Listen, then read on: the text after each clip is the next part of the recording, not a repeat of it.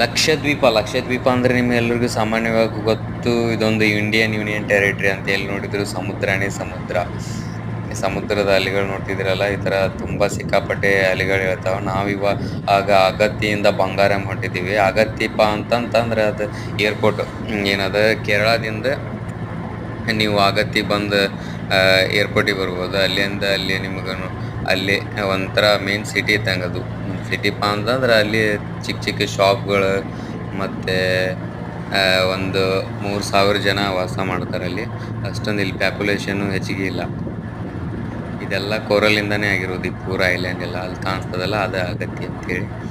ಇಲ್ಲಿ ಸಾಯಂಕಾಲ ನಾವು ಈ ಥರ ಬರಬೇಕಾದ್ರೆ ತುಂಬ ಅಲೆಗಳು ಎದ್ಬಿಟ್ಟಿದ್ವು.